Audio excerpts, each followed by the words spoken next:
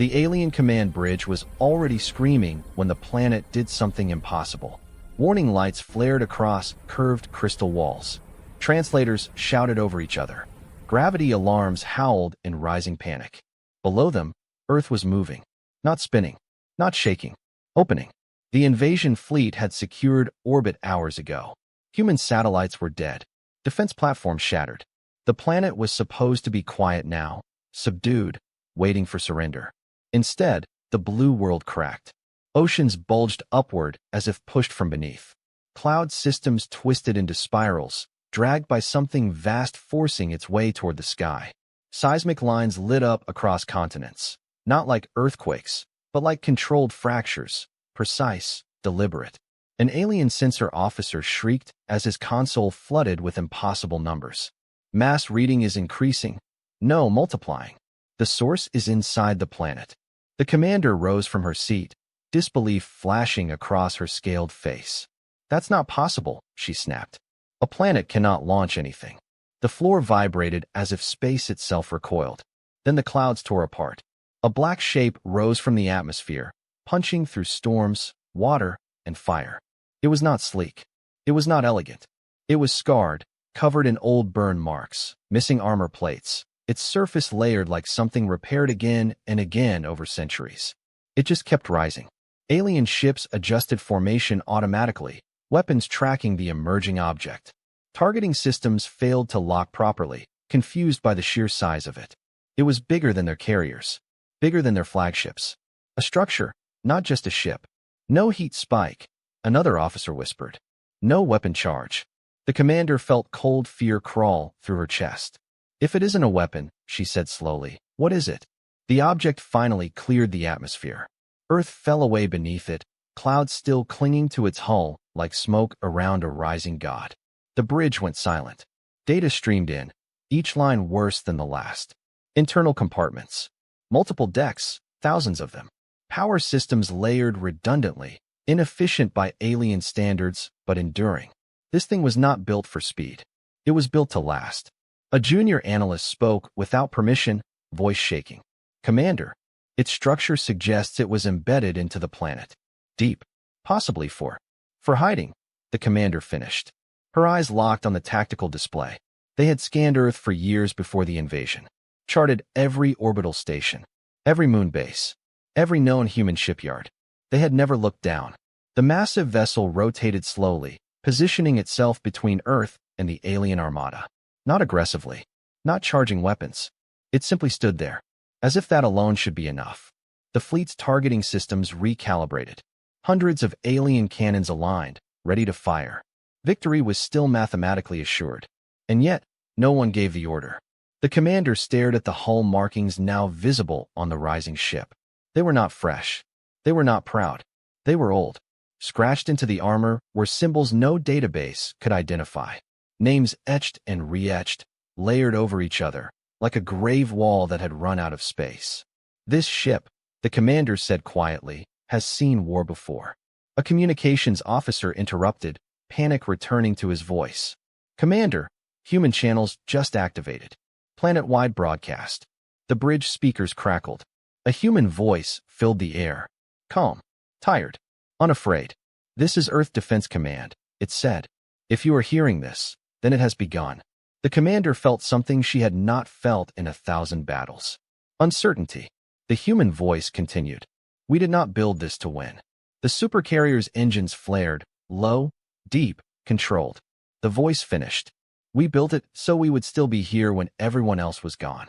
The channel cut. The alien commander whispered the question that no one else dared to ask. What kind of species hides a ship like that inside their own world? And as the Supercarrier fully powered up, ancient systems waking from a sleep measured in centuries, the invasion fleet finally understood one terrifying truth. They had not awakened a defense. They had awakened as a last resort. Silence spread through the alien armada like a disease. The massive object hung in orbit, motionless now, its engines dimmed to a steady glow. It did not advance. It did not retreat. It did not threaten. That unsettled them more than any weapon ever could. On the flagship bridge, the commander forced herself to breathe slowly. Panic was contagious, and the command could not afford it. Status, she ordered. Reports came in, clipped and tense. No hostile fire detected. No energy buildup consistent with weapons. Human planetary defenses remain offline. Someone added, quietly, "The ship is waiting." Waiting. That word echoed in the commander's mind. She turned to the Strategic Council arrayed behind her, veterans of dozens of conquests. None met her eyes. They had studied humanity carefully. Or so they thought. Humans were loud, divided, wasteful. They argued with each other even while facing extinction. Their wars were chaotic, emotional, and inefficient. They burned through resources as if tomorrow did not matter. That was the assessment. That was the assumption. Run a full historical comparison, the commander said. I want to know why a species like this has a structure older than our empire sitting inside its planet. A tactical officer hesitated. Commander, we already have preliminary matches. The holographic display shifted. What appeared was not human data. It was alien wreckage. Fragments of hull designs from extinct civilizations. Engine configurations that belonged to species wiped out centuries ago. Weapon scars whose signatures matched wars recorded only in ancient archives. The Supercarrier's hull was a mosaic of survival. It was not built once.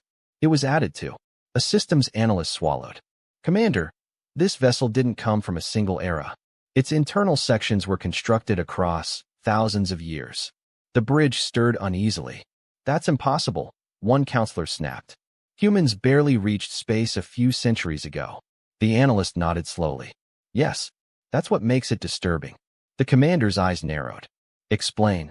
The analyst expanded the display, isolating internal schematics pulled from deep scans. The core structure is ancient, he said, crude by our standards. But wrapped around it are newer layers, each one adapting to a different technological age. Different enemies, different conditions. A realization crept through the bridge.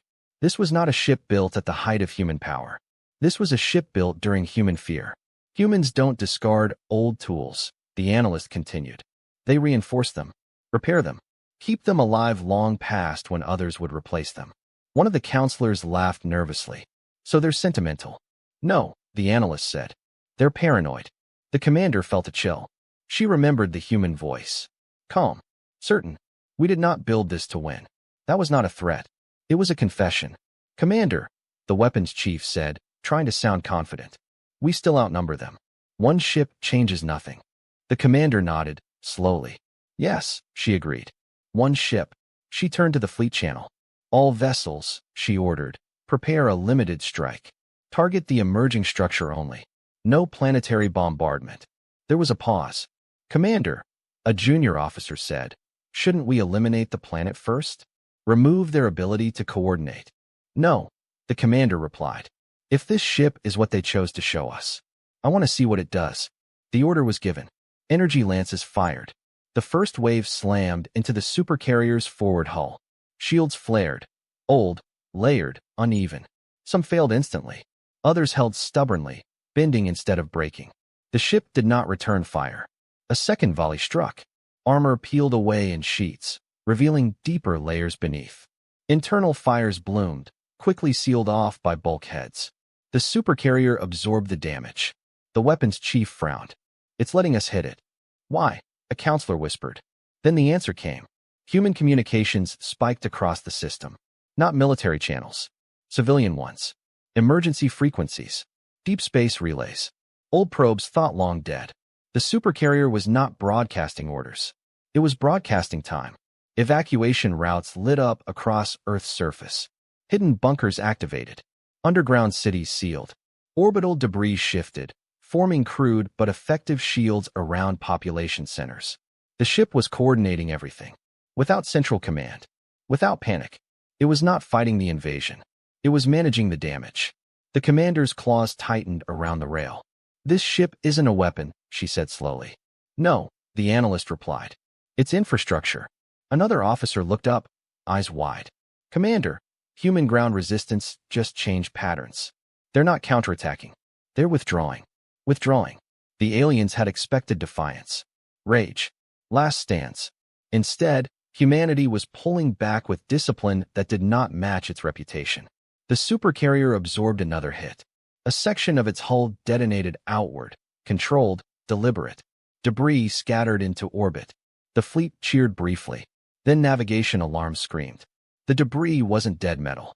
Each fragment stabilized itself. Aligned. I began to move. "Commander," a helmsman shouted. "Orbital space is becoming unstable." The commander stared at the display. The humans had not hidden a ship. They had hidden a system. The debris field interfered with targeting. Sensor echoes multiplied. Gravity wells fluctuated unpredictably. Ships had to adjust formation constantly just to avoid drifting into one another. And through it all, the supercarrier remained still, silent, patient. "Why aren't they attacking?" a counselor demanded. The commander answered softly. "Because they don't need to." A new transmission cut through the chaos. "Humans. Unencrypted. This is Earth Defense Command," the same voice said. "You believe this ends with our defeat." The supercarrier rotated slightly, aligning its vast bulk perfectly between the planet and the fleet. "You are wrong." The voice continued, steady as stone. "You think we built weapons to win wars."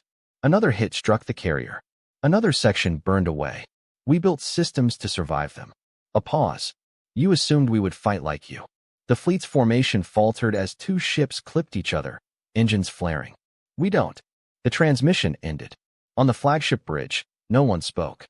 The commander finally understood the fatal mistake they had made. They had judged humanity by its noise, its arguments, its inefficiencies, its visible chaos. They had never asked what humans did when they were quiet.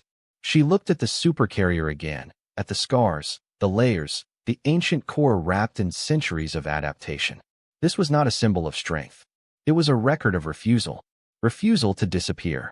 Refusal to forget. Refusal to accept extinction as inevitable. A final report arrived, chilling in its simplicity.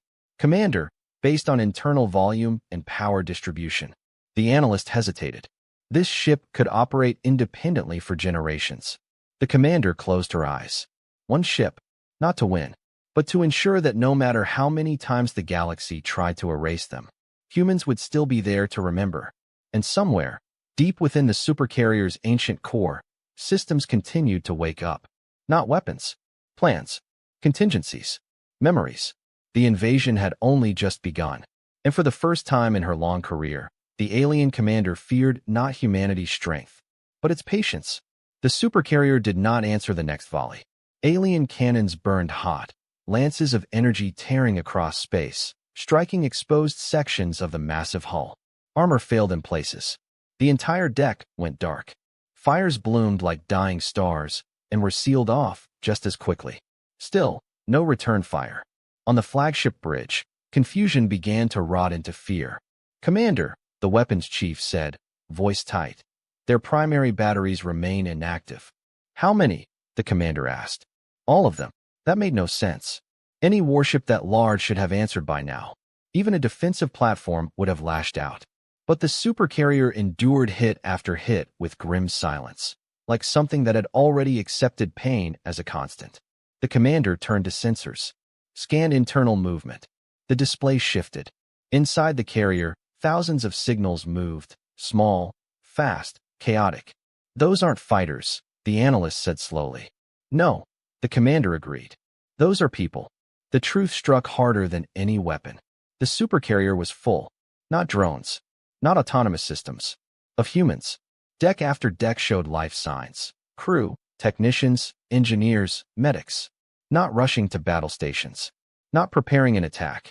They were evacuating. No, rearranging. Bulkheads sealed behind them. Power rerouted. Entire sections were deliberately abandoned, written off in cold calculations. The ship was not reacting emotionally. It was making choices. "Commander," the analyst said, dread creeping into his voice. "They are sacrificing parts of the ship to preserve others." "Why?" a counselor demanded. "Why not defend everything?" The commander watched the patterns, slowly understanding. "Because they don't believe everything can be saved." Another strike tore through the carrier's midsection. A massive internal explosion followed. The fleet cheered. Then the ship shifted. Not forward, not back. It rotated. The damaged side turned outward, presenting itself fully to the alien guns, while the intact side faced Earth. A shield. A literal one. The commander felt her breath catch. They're using the ship as armor, she whispered. For the planet, the analyst finished. The supercarrier absorbed another barrage meant for Earth's surface. The planet's atmosphere flared but held. Cities below remained intact. The aliens could bypass it, fly around, attack from another angle. But the carrier anticipated that too. It adjusted position with slow, massive burns, always sliding back into place. Never fast, never elegant, relentless. This is inefficient, a counselor said sharply. They're wasting the ship. No, the commander replied. They're spending it. The difference was terrifying. A new human transmission cut through, weaker this time, static-laced, strained. This is Deck Command 7, a human voice said, breathing hard. Hull breach contained. Casualties acceptable. Acceptable. The word echoed across the bridge. Another voice followed, calmer, older. Redirect power from Section Delta. Seal it off.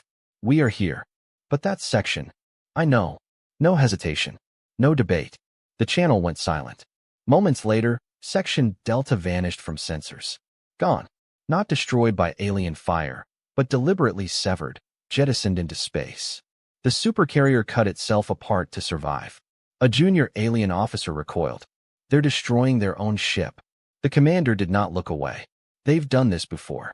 She could see it now in the design. Modular sections, redundant cores, systems built to fail without collapsing the whole. This was not a ship meant to return home. It was a ship meant to die slowly, while something else lived. The fleet repositioned, attempting to flank. The supercarrier responded by releasing something new. Thousands of small craft poured from its bays, not fighters, but ungainly vessels bristling with antennae, engines barely powerful enough to maneuver. What are those? The weapons chief demanded. Unknown, the analyst replied. They're broadcasting everywhere. The signals spread across the system.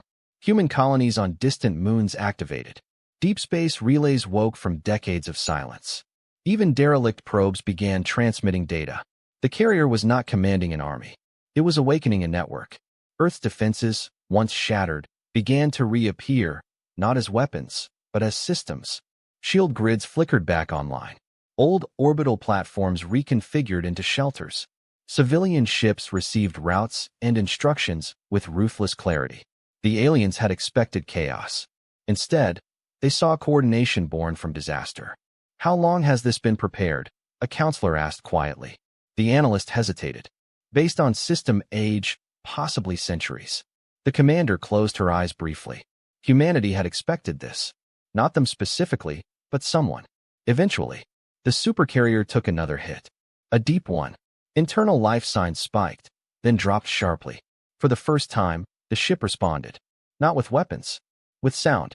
A low-frequency transmission rolled across space, vibrating through hulls, through bones. It was not a message meant for aliens. It was human. A roll call. Names spoken calmly. One after another. Some answered. Some did not. The list continued anyway. The bridge was deathly silent. Even the most hardened alien veterans felt something twist inside them. They're counting their dead, the analyst whispered. And they're not stopping the battle to do it, the commander said. They're doing both. Another human voice followed the roll call, steady but raw. To all decks still active, hold. We are buying time. Buying time. Not winning. Not surviving. Buying.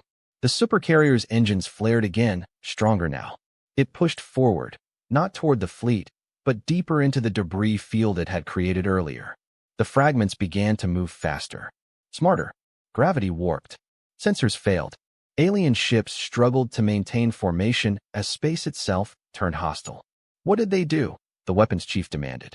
The analyst stared at the data, stunned. They're using mass. Old mass. The debris isn't just metal, it's dense. Ancient alloys.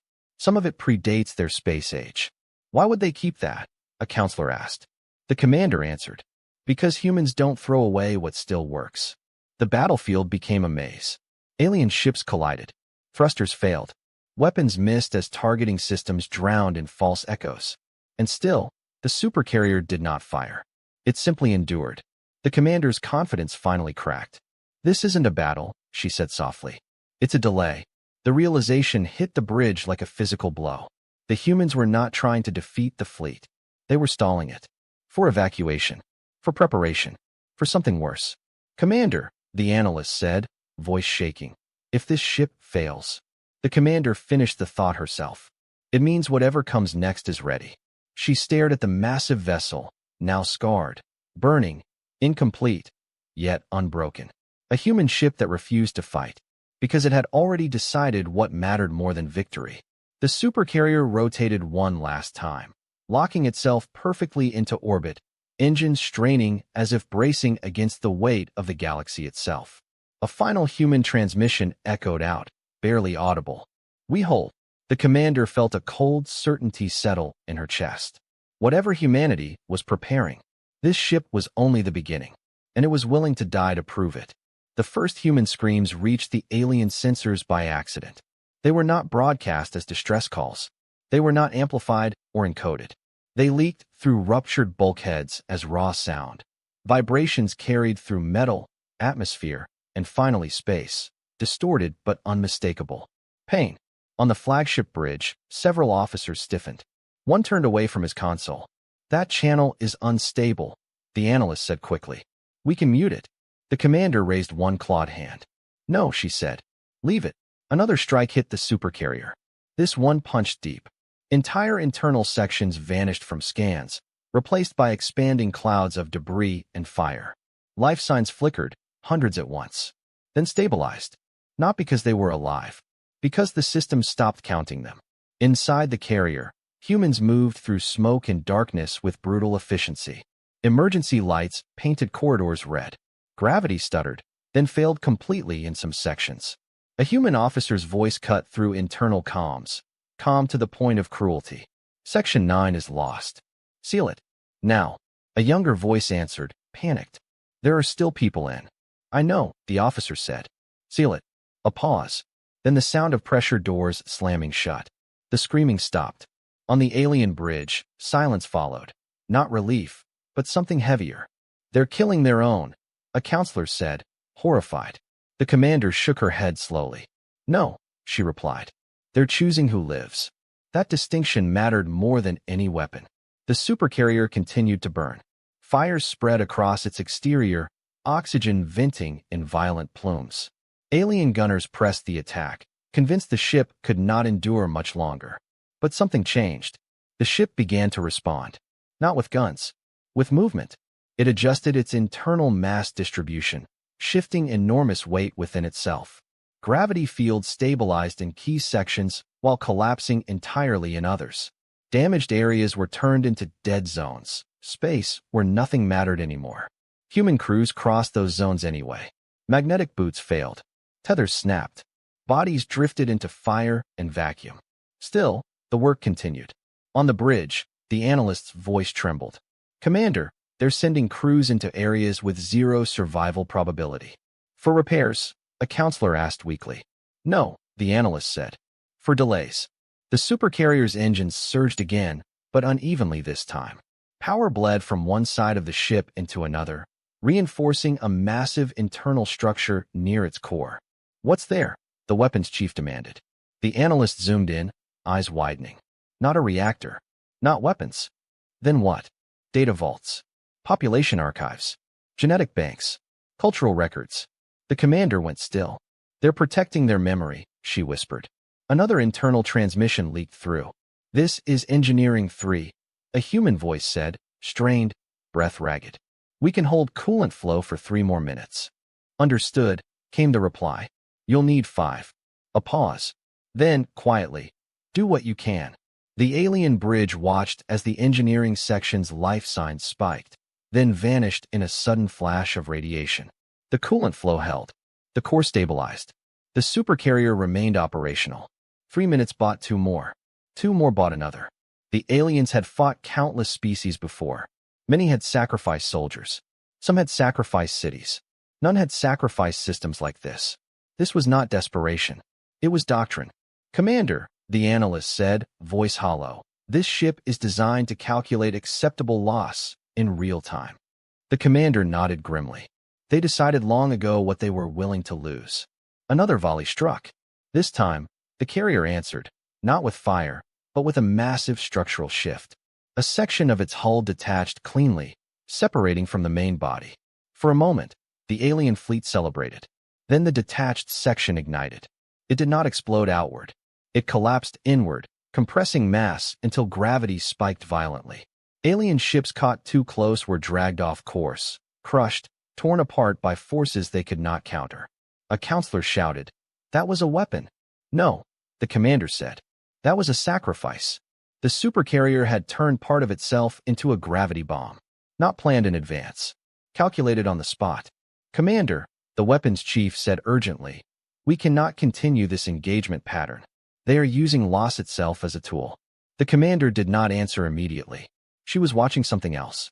Human life signs within the ship were declining, but not collapsing. The distribution was changing, concentrating deeper toward the core. They were retreating inward, like an animal curling around its heart. A human transmission reached the fleet again, weaker now. "This is Earth Defense Command," the familiar voice said. It sounded older, tired, but unbroken. "Phase 1 complete." Phase 1. The words chilled the bridge. "You have damaged this vessel," the voice continued. "That was expected." Another impact rocked the carrier. Another section vanished. "You believe you are watching us lose." The ship adjusted position again, taking a hit meant for Earth's southern hemisphere. Atmospheric flares lit the planet below, but no cities burned. "We measure success differently." Inside the carrier, a small group of humans gathered in a failing command chamber. Smoke filled the air. Consoles sparked. A young officer looked at the senior commander, eyes wide. "Sir, evacuation pods are still functional. We can still." The commander shook his head. "Pods draw power," he said simply. "We need that power elsewhere." The officer swallowed. Understood. He did not argue. He did not beg. He turned back to his console and kept working. On the alien bridge, a counselor whispered, "Why don't they surrender?"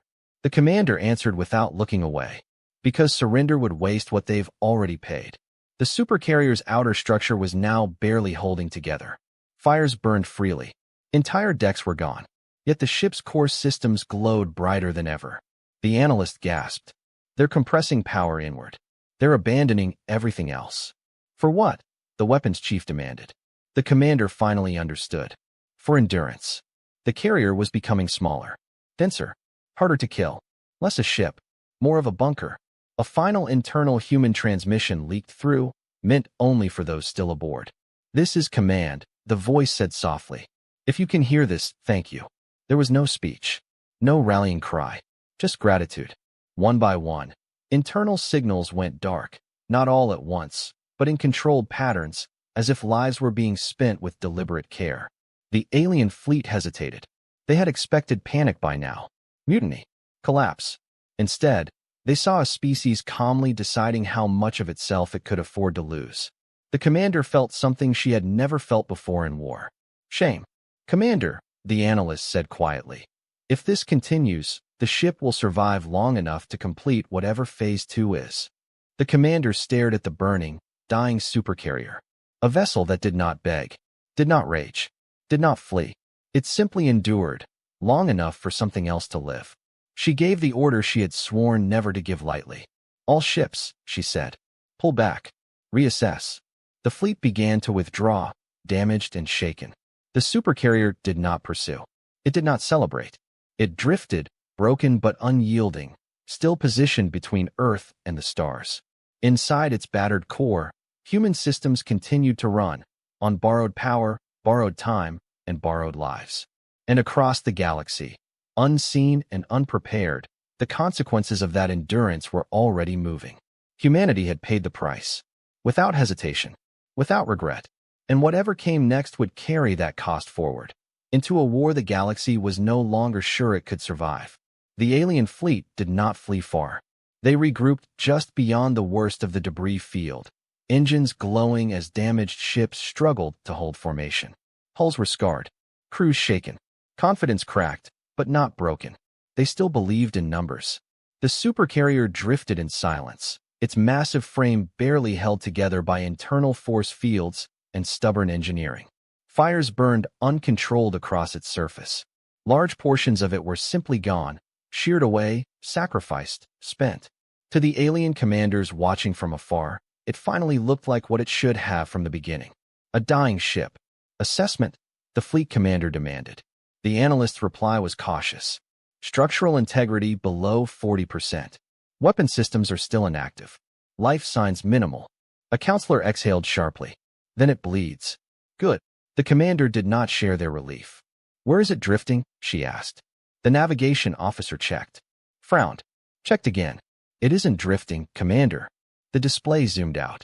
The supercarrier was moving, slowly, deliberately, toward the densest region of orbital debris. Not the scattered wreckage from earlier fighting, but something older, darker. A ring of matter that should not have been there. What is that field? The commander asked. The analyst hesitated. It's pre-existing. We assumed it was natural debris. Captured asteroids. Remnants of failed satellites. Assumed. The commander repeated. She leaned closer to the display. The debris was too evenly spaced. Too carefully distributed.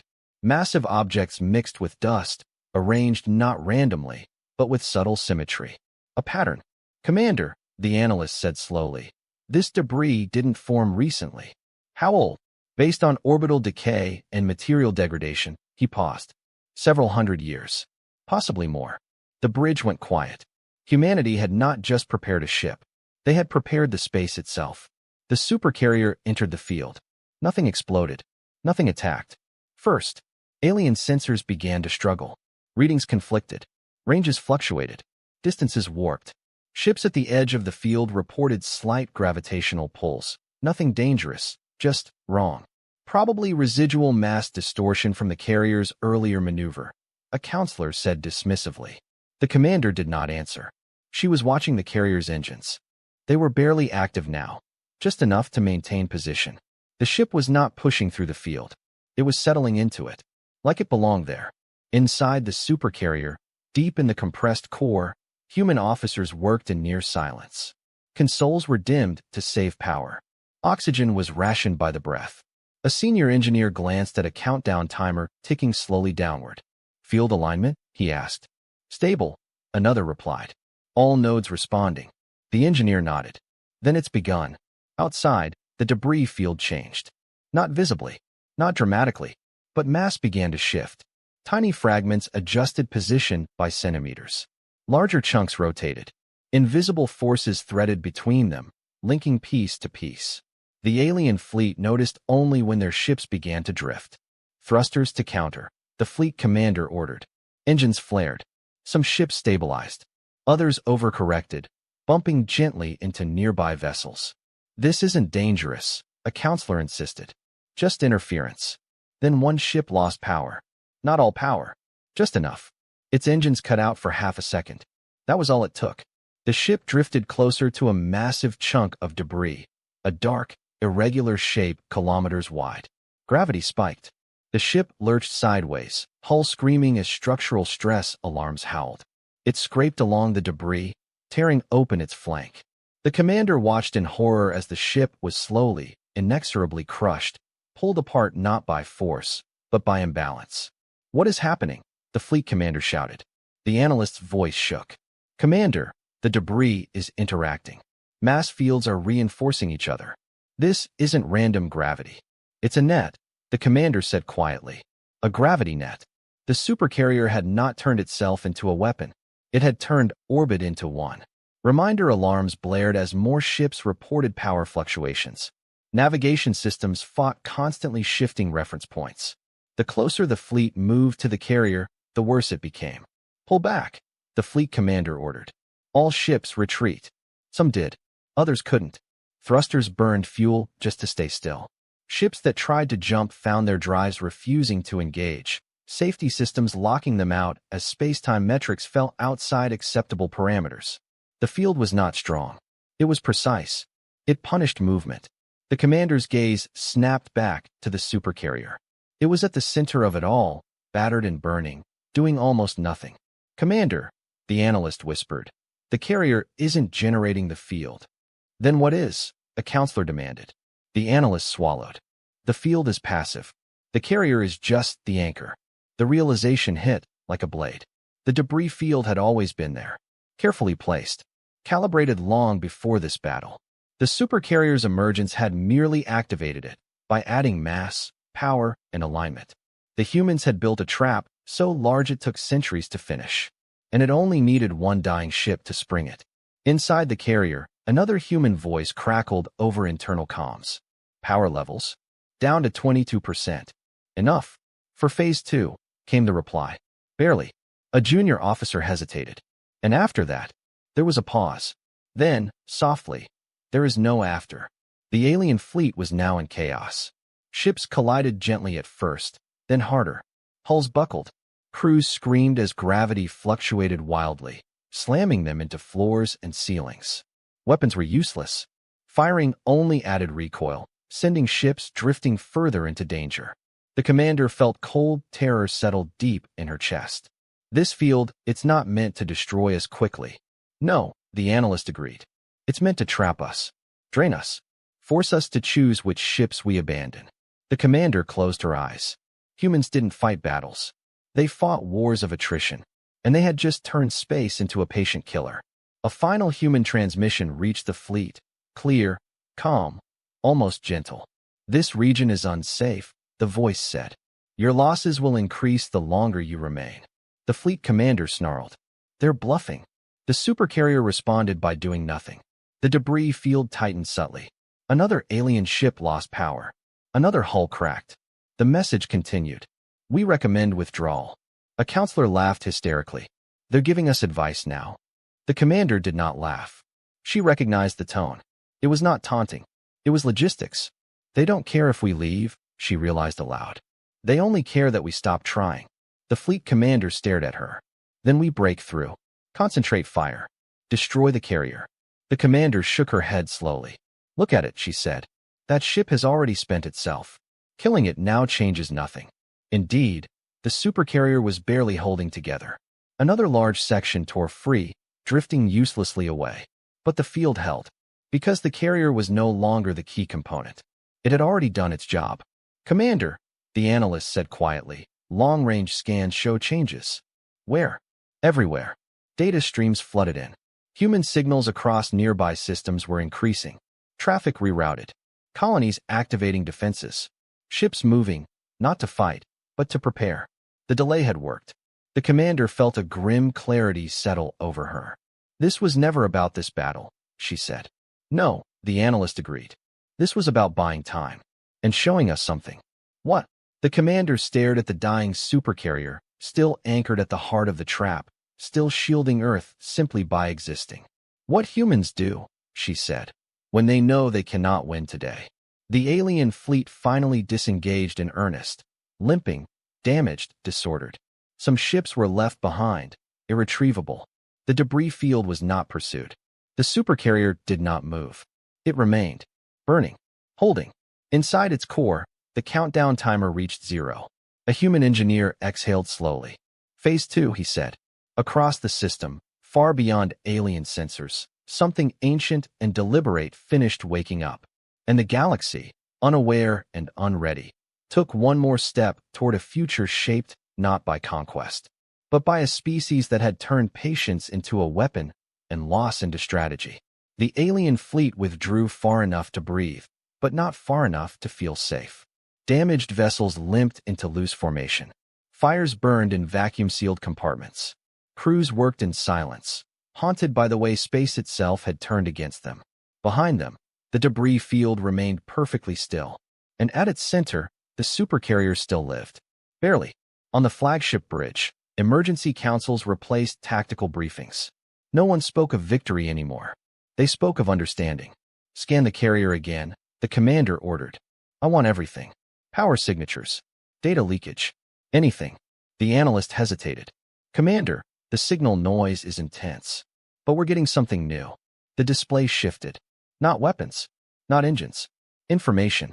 Fragments of data leaked from the supercarrier's damaged hull. Unintentional broadcasts caused by failing containment fields. The humans were bleeding something far more dangerous than fire. History. At first, it looked like meaningless clutter. Star charts. Coordinates. Broken recordings. But patterns emerged quickly. Extinct systems. Dead worlds. Empty orbits where cities once burned. The commander leaned forward slowly. These aren't human losses, she said. No, the analyst replied, voice hollow. They're everyone's. The data was old. Some files were dated centuries before humanity officially reached interstellar space. Others were newer, annotated, cross-referenced, studied. The Supercarrier was not just a ship. It was an archive. A counselor scoffed weakly.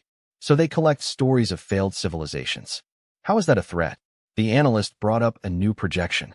It showed timelines. Dozens of species. Rise. Expansion. Contact. Conflict. Collapse. Again and again. Different causes. Same ending. Resource exhaustion. Overextension. Galactic attention. They weren't just recording, the analyst said. They were learning. The commander's gaze darkened. Learning what? How long species last once the galaxy notices them? Silence fell across the bridge. Another data stream resolved into clarity, a human annotation, translated with chilling accuracy. Visibility increases risk. Silence increases survival. The commander felt something tighten in her chest. This ship, she said slowly, wasn't hidden because it was unfinished. No, the analyst agreed. It was hidden because it was watching. Inside the Supercarrier, deep within the compressed core, surviving human crews gathered around dim displays. The air was stale, gravity uneven, faces hollow with exhaustion. A senior officer stood before them. Data integrity? She asked. 87%, an engineer replied. We lost some peripheral archives, but the core is intact. The officer nodded. Then it was worth it. A younger crew member swallowed. Ma'am, the alien fleet has access to some of it. They're seeing the archives. Yes, the officer said calmly.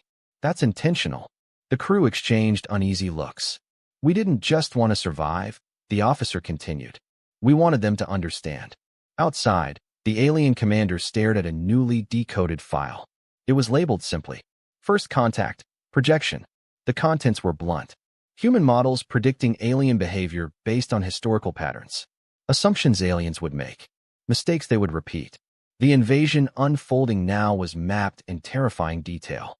This was written before we arrived, a counselor whispered. The analyst nodded. Before your species even knew humanity existed. The commander felt cold dread bloom fully at last. They didn't prepare for us, she said. They prepared for anyone. More files unlocked as the carrier's systems failed. Design philosophies. Strategic doctrines. One phrase appeared repeatedly across centuries of human thought. Do not seek dominance. Seek continuity. The Supercarrier had not been humanity's greatest weapon. It had been humanity's insurance policy. Another data cluster resolved. This one more personal. Human debates. Arguments. Fearful discussions recorded over generations. Should we reveal ourselves? What happens if we become important? How do we avoid becoming a target? The answers were consistent. Hide. Endure. Outlast. A counselor slammed a fist into the rail. So they hid while the galaxy burned? No, the commander said quietly. They hid while the galaxy repeated itself. She gestured to the endless timelines. They learned what visibility costs. The analyst's voice dropped to a whisper. Commander, there's more. A final archive decrypted. It contained no data, only instructions. If the Supercarrier ever activated fully, if it ever emerged from hiding, it meant one thing. Humanity had decided silence was no longer enough. The commander felt her breath catch. That ship, she said slowly, is not a first strike. No, the analyst replied. It's a warning. Outside the debris field, the alien fleet debated its next move. Attack again and risk further losses. Withdraw and admit failure. Before a decision could be reached, a new signal appeared. Not from the Supercarrier. From everywhere else. Human beacons lit up across nearby systems. Old signals, dormant for decades, activated in sequence. Not war calls. Not threats. Notifications. Civilian traffic rerouted. Trade lanes closed. Populations shifted deeper into protected zones. Humanity was not mobilizing to fight. It was mobilizing to disappear again. The commander understood then. The Supercarrier was never meant to survive the war. It was meant to survive long enough. Long enough to show the galaxy the truth. Long enough to make the cost of attacking humanity unmistakable. Long enough to ensure that if the galaxy came again, it would do so with fear. Inside the carrier, alarms sounded softly. Power levels dipped below safe margins. A human engineer looked up. We're nearing final thresholds. The senior officer nodded. Begin final broadcast. The crew hesitated. "This will expose everything," one said. "All our records. All our history." "Yes," the officer replied. "That's the point." Outside, the alien fleet received the transmission. Not compressed. Not encrypted. Open. Humanity's archives poured into space. History, losses, lessons learned from watching the galaxy destroy itself over and over again. Species everywhere would see it. The commander felt the weight of it settle over her. "They're not threatening us," she said softly. "They're educating us." The transmission ended with a single line, translated cleanly across every channel. "We survive by being forgotten. Do not make us memorable." The supercarrier's power flickered. Its core systems began to shut down, one by one, preserving what mattered most until the very end. The ship drifted, still anchored, still holding the field. The alien fleet did not approach again. No one gave the order. They had learned what the humans had wanted them to learn. This species did not conquer. It endured. And endurance, the commander now understood, was far more dangerous than ambition. As the supercarrier dimmed, its purpose complete, the galaxy shifted, not with explosions or proclamations, but with awareness. Humanity was no longer invisible. And that, the commander realized with a shiver, was the most terrifying reveal of all. The galaxy did not react all at once. It hesitated. That alone was unprecedented. For thousands of cycles, galactic history had followed a familiar rhythm. Expansion, contact, conflict, absorption, or extinction. Even disasters moved quickly. Wars flared, systems burned, borders shifted. This time, nothing surged forward. Trade lanes slowed. Military fleets paused mid-deployment. Exploration missions were recalled without explanation. Across hundreds of species, the same data finished downloading. Human archives. Not propaganda. No demands.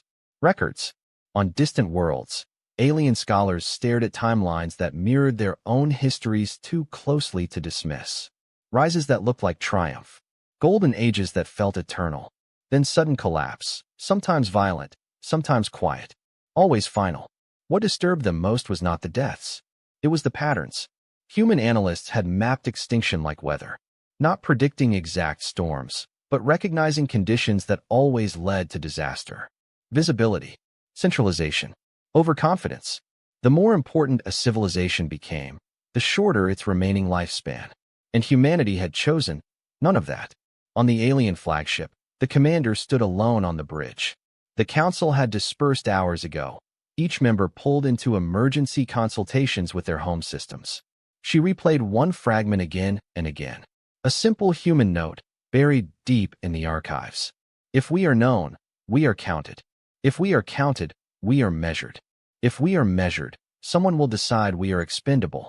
The commander exhaled slowly. They had done exactly that. The invasion fleet, once a symbol of unquestioned authority, now hung in uncertain orbit far from Earth.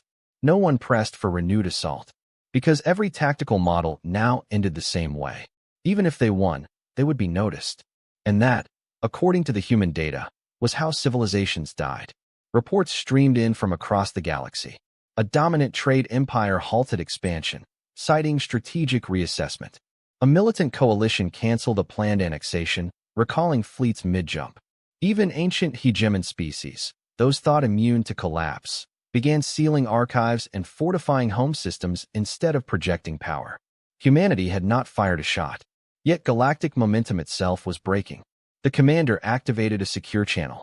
"Fleet status," she ordered. The reply came quickly. Too quickly. "Morale unstable. Crews requesting withdrawal. Several captains have independently locked weapons and refuse further engagement without civilian council approval." She closed her eyes.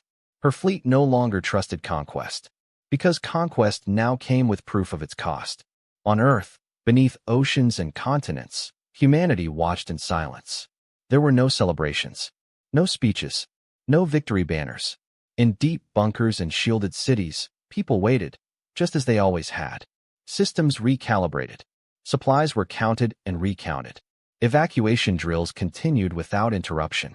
The supercarrier still hung in orbit, dim now, barely alive. Its presence was no longer a threat. It was a reminder. Inside its failing core, a handful of human operators remained. They spoke little. There was nothing left to coordinate.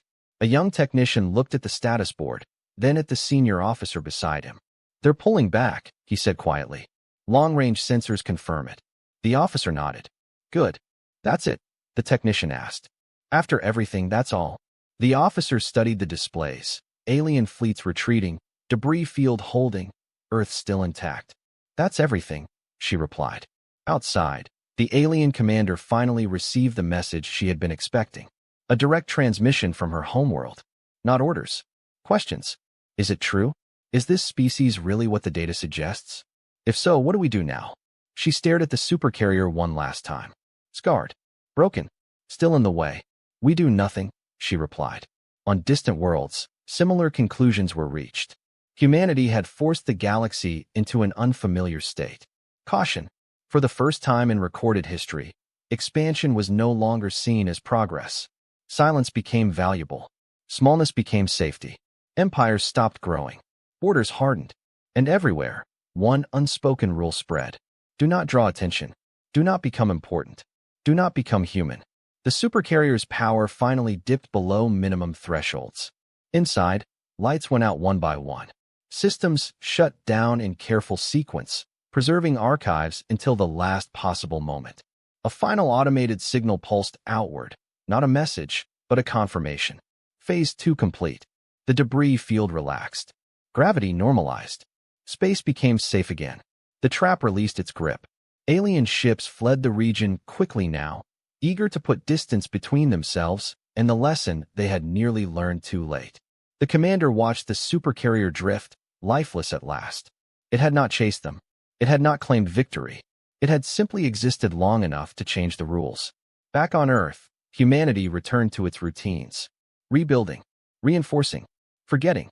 The supercarrier would remain in orbit, a silent guardian and a warning, until it decayed into legend. Eventually, it would be forgotten too. That was the plan. Years passed, then decades, then centuries. The galaxy remained tense, but stable. No great wars erupted. No single power dominated. Civilization continued, slower and quieter than before. Humanity was rarely mentioned, except in military academies, except in sealed council chambers, except in the cautionary lessons told to young leaders.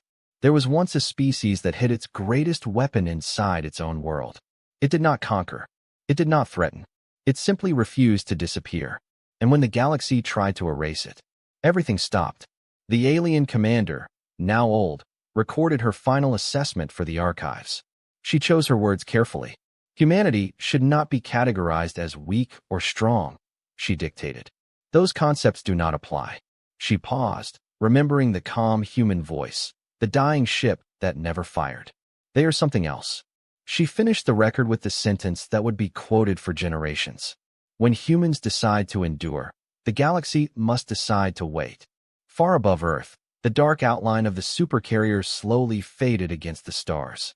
Not as a monument, but as proof. The war had not ended in victory or defeat. It had ended in consequence. And the galaxy would spend the rest of its existence living inside the space humanity had carved. A future slowed, restrained, and forever aware that somewhere, quietly watching, was a species that survived by refusing to matter, until the moment it absolutely had to. And that realization, spreading from system to system, did more than any fleet ever could. It made the galaxy afraid to move forward. The first time the galaxy officially spoke humanity's name again, it was in a warning. Not a threat assessment. Not a declaration of war. A caution. The record was entered into the Galactic Continuity Archive, an institution older than most civilizations still alive. Its purpose was simple: preserve lessons learned too late. The entry was filed by an alien historian whose species had once ruled 12-star systems and now held 3. She titled it carefully, On Humans and Why We Do Not Provoke Them. Her narration began with a personal memory. I was present when Earth should have fallen. She described the supercarrier, long gone now, how it had emerged not like a predator, but like a shield dragged from the depths of a wounded world. How it had burned. How it had broken. How it had never begged. We mistook silence for weakness, she recorded. We mistook inefficiency for incompetence. We mistook survival for fear. The archive AI flagged the entry as emotionally biased. The historian overrode it. She continued. After the invasion failed, the galaxy changed in ways no one could measure at first. No grand collapse followed. No revenge fleets. Humanity did not expand, did not punish. That unsettled everyone more than retaliation ever could. Empires that had once debated how to divide human space now debated something else. What if they are right? The human archives had shown too much. Not secrets, but patterns no one wanted to see reflected in themselves. Civilizations began auditing their own histories, their own expansions, their own moments of inevitable growth. And everywhere, the same question emerged. When did we become visible enough to die? The historian described the first confirmed consequence. A powerful hegemon species, one that had crushed dozens of weaker neighbors, quietly dismantled its outer fleets. Not from weakness, from fear of becoming noticeable. Another species abandoned a megastructure project mid-construction when human models predicted it would attract predatory attention within 2 centuries. Progress slowed. Then it stalled. The galaxy had learned restraint, not from wisdom, but from example. The historian paused her recording. We feared human weapons, she admitted. We did not expect to fear their restraint. Years after the invasion, a minor border conflict erupted between 2 alien coalitions. Nothing unusual. Such wars happen constantly, until one side accused the other of using human-style doctrine. Endurance, attrition, infrastructure sacrifice. The accusation alone froze negotiations. No one wanted to fight a war that looked human, because human wars did not end quickly. They ended when the other side could no longer afford to exist. On Earth, none of this was celebrated. Humanity returned to obscurity with disciplined efficiency. Colonies reduced emissions. Signals dimmed. Expansion slowed to a crawl. They became bored again. That was deliberate. The historian noted this with grim admiration. They understood something we did not, she said. Victory draws eyes. Survival avoids them. Decades later, the alien commander who had led the invasion, now ancient, her scales dulled with age, was summoned to testify before a joint galactic council. Not to be punished, to be asked. She stood before hundreds of delegates, many from species that had once mocked humanity as insignificant. They asked her one question. Could we defeat them if we tried again? The commander did not answer immediately. She remembered the Supercarrier turning its broken side outward. The roll call of the dead spoke without pause. The way space itself had been weaponized patiently, without anger. She answered honestly. Yes, she said. We could destroy Earth. Murmurs spread. She raised a clawed hand. But we would not survive doing so. Silence fell. They do not fight for victory, she continued. They fight for continuity. And they will spend everything, ships, cities, generations, if it means their story does not end. She looked around the chamber. Ask yourselves, she said quietly, how many of you would do the same? No one answered. The council adjourned without a vote. The historian closed her archive entry with a final observation. Humanity did not terrify the galaxy by rising, she recorded. They terrified it by refusing to fall. The final consequence came centuries later. A new extragalactic threat appeared, vast, hungry, indifferent. A force that had ended other galaxies without noticing. The first species to encounter it panicked. Fleets mobilized. Signals flared. Old habits returned. Then someone remembered Earth. Not as a military power. As a model. Messages were sent. Not demands. Not pleas. Requests. Humanity responded slowly. Carefully. When they finally spoke, it was not with weapons or fleets. It was with instructions. Reduce visibility. Preserve populations, not territory. Abandon what cannot be defended. Endure. Some species listened. Those that did survived longer than anyone predicted. The historian ended her record with the sentence that would define humanity's place in galactic thought forever. Humans are not terrifying because they destroy civilizations. She paused, then finished. Humans are terrifying because they know exactly how civilizations end, and they are willing to pay any price to make sure theirs is not one of them. The archive is sealed. The entry was classified as essential reading. And far away, in a quiet blue world that most charts no longer emphasized, humanity continued doing what it had always done best. Preparing, waiting, refusing to disappear. The galaxy moved carefully now, because it had learned the truth.